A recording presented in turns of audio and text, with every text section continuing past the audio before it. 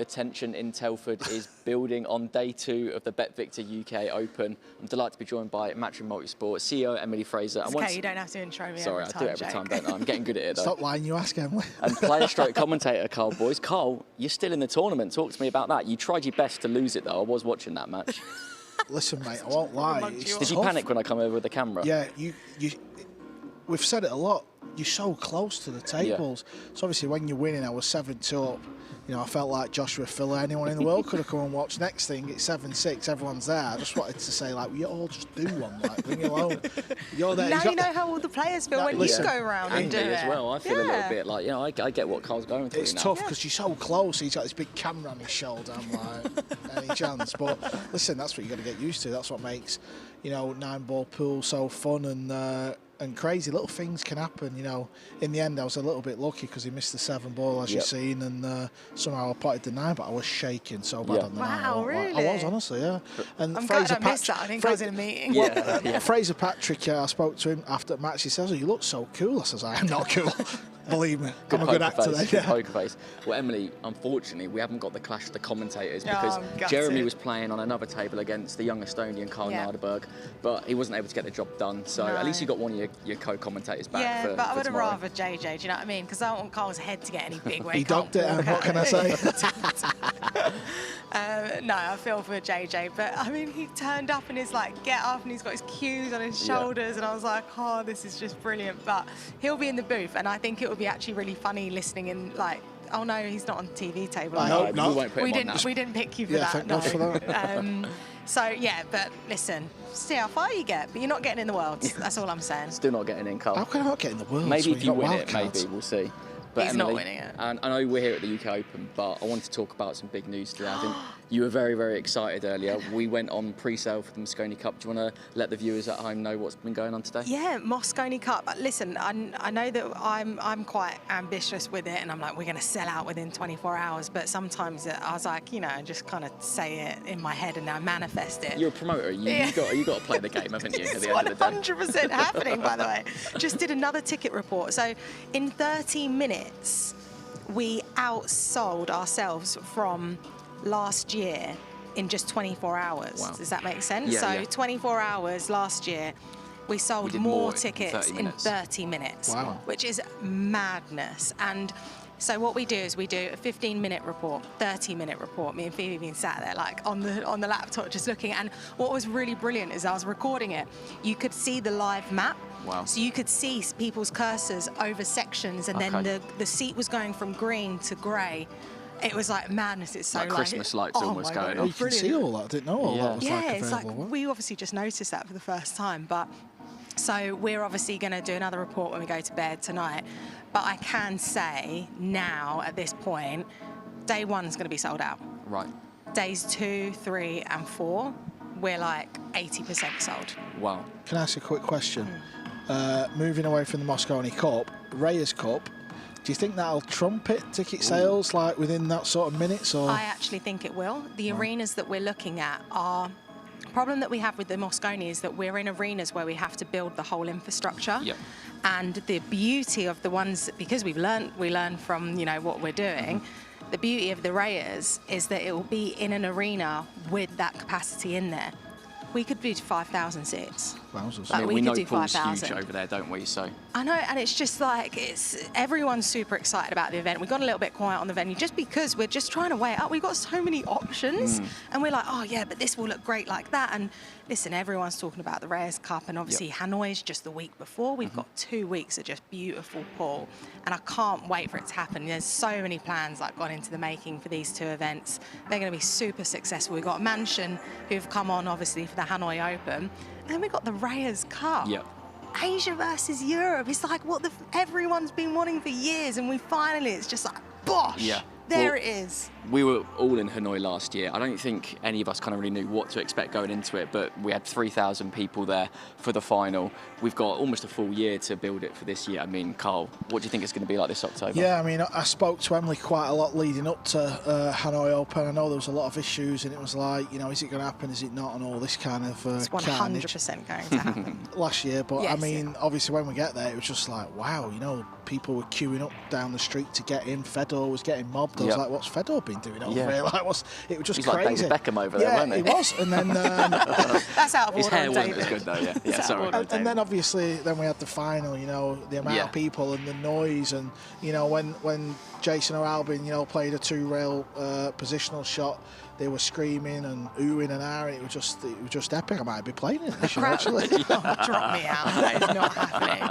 Listen, the Hanoi, I love the Vietnamese fans. Like, obviously, I was just over there a couple of weeks ago, and they're just so friendly, so welcoming, everything. And listen, I absolutely love it there. And I think we're going to be spending a lot of time over in Southeast Asia, which is super exciting. Like, you think this year, we've got Hanoi and Reyes Cup. Think what's going to happen next year. Sounds like single life for us, Paul. Don't tell my girlfriend. Jokes. Oh, joking. But Calm down. back to the action here. Yeah, sorry. We are at the UK Open after all. We have some snooker players. Stuart Bingham today, unfortunately, didn't go too well from his first match. Lost 9-0 to Frazer Patrick. I think he was struggling with the equipment. Had a quick change, come out, won a match. Then he lost Hill to John Morra in loser's side. Okay. Yeah, had some chances. But Gary Wilson, he's through.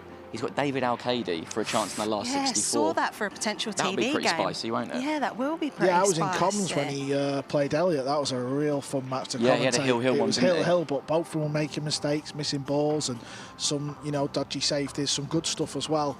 And I just think the tables are set up for these type of matches. I really do. You said that you've been talking to a few of the players around the arena, and you've had people, talk to us about, some of the older players. Yeah, you said to give us it to off us, screen give it to earlier. us. Yeah, a few of the Yeah. older players. I've seen Niels' post on his social media.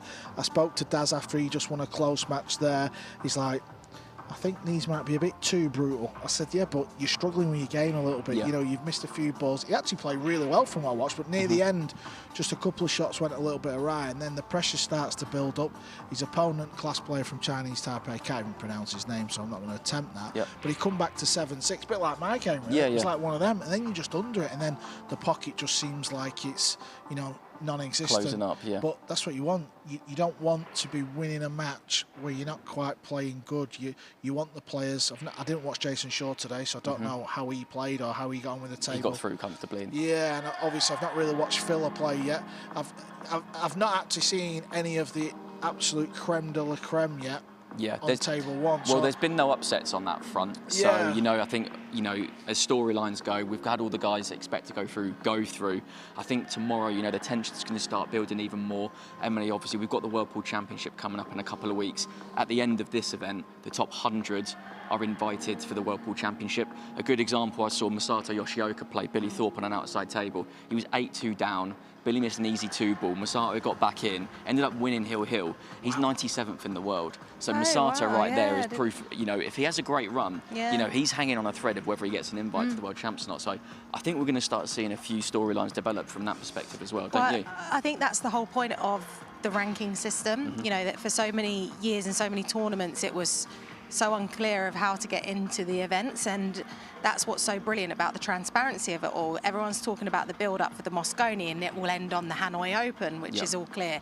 Then you've got this World Championship, which is a significant amount of prize money. It's career-changing, whoever gets into the last 16, really, of this tournament. Just not prize money separate, just the exposure, the amount of exposure that is attached to this tournament. And we'll be announcing the prize structure in full in the coming weeks as well, won't we? So everyone can see that. Everyone's going to be super excited about. But then it's that transparency of the rankings to say, right, at the end of the UK Open, top 100 off the rankings, you qualify, you're in. And then the rest, obviously, wild cards. It just shows that transparency, and it's order of merit. That's how it should be done. And, we just get into the flavour of that. Every Open tournament we do, then we can add more invitational events. Listen, the party's just getting started. Like, don't you feel like that? Yeah. It's just like it's just really kind of kicking off, I think. But we've been doing so much behind the scenes to get to where we are now. We are actually only really getting kick-started. To look where snooker is and to look where the darts is. And that's part of a 10-year deal as well. So that shows, the long-term investment to grow the sport in the Middle East and build, a cornerstone of the World Nine-Ball Tour with such a big prize fund in the World Championship. Definitely, and that's why it's just so important to, for these players to look ahead and think, right, okay, what is my schedule? What have I got coming up? And they can actually pick up their cue and be a professional ball player. When you were playing, you would, I don't know, if you had your Instagram profile, you'd say you're a pro pool player. It's kind of like a lie because you're not a full professional because you didn't have a full tour to play on. Yeah, what used to wind me up, one of the biggest pet hates I had is where you'd go and play a 9-ball event, whichever tournament it was, and then 2 weeks later you'd go and play a 10-ball event. And my mates at home who I go for a beer with, they don't really understand pool, do they? If you said to them what's pool, they just say the Moscone Cup. That's all they know. That's the only event they wanted to go to because it was a party. And they were like, well, what's 10-ball? And you say, well, it's this game where you put another ball on. And I used to think, this just sounds fucking stupid, what I'm saying here. I mean, it's just nonsense, isn't it? I've never, it's actually nonsense. The way you say it. No, but, just add a ball not on. one for mincing his words, no, is but I used to be quite embarrassed about it, do you know what I mean? Mm-hmm. But obviously now, you know, we've got the World 9-Ball Tour and all the pros that have signed up, we're starting to see it now. There's loads of events. I'm sure there's going to be, you know, more events added. And as Emily said about the rankings, you know, you want to get in the top 100 after this event because then you're in Saudi. It's as clear as that. Well, day 3 is obviously just hours away, Emily. Things are going to start kicking up a little bit more. We've touched about the pressure. I forgot to talk about, we've got the amateur event next door as well that we've not had before. Yeah. So God, there's so much happening. I know, we've got the Jason Shaw Junior Open returning as well, so that's coming back in a couple of days. You're expecting a lot of people to, you know, be at the amateur event, come through and catch some of the action this week? Yeah, and like the team at GB9 and Dan Sir have done a tremendous job, you know, getting it up and running. And it's look, it's tough here in the UK for 9-ball pool, and it looks great in there. And it starts tomorrow. Basically, anyone who's been knocked out of the tournament, who's not a top pro, because you know it's an amateur event, can go and play in the tournament next door. And I know you're itching to say something. I was just going to say, what time's Jeremy playing? Hey, go on, He JJ. couldn't wait for that, could he? You still got your bet going of who goes further as well in events, yeah? Well, obviously so it's me. he's got to pay up now, hasn't he? But yeah, hats off to the guys next door, because it's something extra for the guys to do here. You know, everyone's travelled from around the world to come and to participate in this event. It is double elimination, but if you have been knocked out, you've got something to go to next door. And also, it's something extra for a ticket buyer. This is all part of something that's more to come, you know, but we won't run before we can walk. But it's a little taster for something that will happen at the US Open this year. So. Yeah, so are you looking at potentially opening amateur events at other open events as well? Is that something you're looking at? Oh, yes. Here we come. We got the scoop there, Karl, didn't we? Yeah, you got We're not looking to like run an amateur, you know, in the US or anything like that. But what we're looking to do is create more than just a ticket for people. So when you're coming to one of our events, you're coming to watch the top pros, but you're also coming to have a good time. You want to go downstairs and go and play partners with your Scotch doubles with your mate and get a couple of quid. Why not? And then you want to come back upstairs and watch the US Open? Why not, sort of thing? So why not just try these sort of things? Well, Karl, obviously you're still to play tomorrow. Karl Narderberg, what do you make of that? Yeah, I mean, listen... The battle of the Karls instead of the clash of the commentators. Listen, we have spoke about him before. You know, he's one of the young guns coming through, very talented player. I mean, listen, I've had a few matches now. It is what it is, isn't it? You know, obviously, if I win, I get to LQ. More comms for JJ. But obviously, it's you know, it's a tough match, and he's one of the young guns on tour. So we'll just see what happens. Well, I'll let you get off, Karl. Enjoy your practice. So that is everything from he's practicing, is he? That's everything from us today. Tune in tomorrow live from 10 a.m. BST. Table 1 on Matchroom Pool's YouTube and Table 2 on Matchroom Multisports. We'll see you then. Thanks to Jake for dressing up today. Yes, thank you for that.